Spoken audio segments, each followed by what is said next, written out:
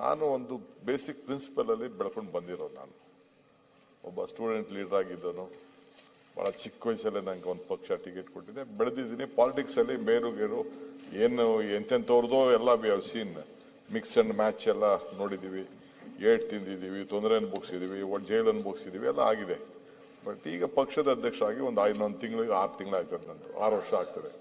6 years, March 10th 6 ವರ್ಷ ಆಗ್ತದೆ. ನನ್ನ ಸ್ಟ್ರೆಂತ್ 139 ಜನ, including Siddaramaiah. Siddaramaiah is also with me 100%, no question. ನಾವಿಬ್ರು ಒಂದು ಕೈ ಜೋಡಿ ಆಗಿ ಇಬ್ರು ಜೊತೆ ಕೆಲಸ ಮಾಡಿಕೊಂಡು ಈ ರಾಜ್ಯದಲ್ಲಿ ಜನಕ್ಕೆ ಒಂದು ಮಾತು ಕೊಟ್ಟಿದ್ದೀವಿ. ಆ ಮಾತಿನಂತೆ ನಡಿತೀವಿ, ಇವತ್ತು ನಡಿತೀವಿ, ಮುಂದೆನೂ ನಡಿತೀವಿ. ಕನ್ಫ್ಯೂಷನ್ನೇ ಬೇಡ. ಇದಕ್ಕೆ ಎಲ್ಲ ಕ್ರೈಸಿಸ್ ಅಲ್ಲೂ ಅವ್ರ ಜೊತೆ ನಿಂತಿದ್ದೀನಿ, ಮುಂದಕ್ಕೂ ನಿಂತ್ಕೋತೀನಿ. ಅವರು ನನ್ನ ಕ್ರೈಸಿಸ್ ಅಲ್ಲಿ ಎಲ್ಲಾ ತರದಲ್ಲೂ ನಿಂತ್ಕೊಳ್ತಾರೆ.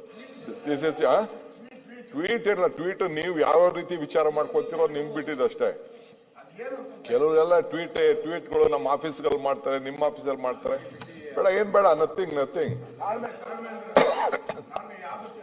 ಪೇಷನ್ಸ್ ಅಂದ್ರೆ ಸುಮ್ಮನೆ ಅಂತ ಯಾರು ಮಾತಾಡ್ತಾರೆ ಅದಕ್ಕೆಲ್ಲ ಉತ್ತರ ಕೊಡಕ್ ಆಗಲ್ಲ.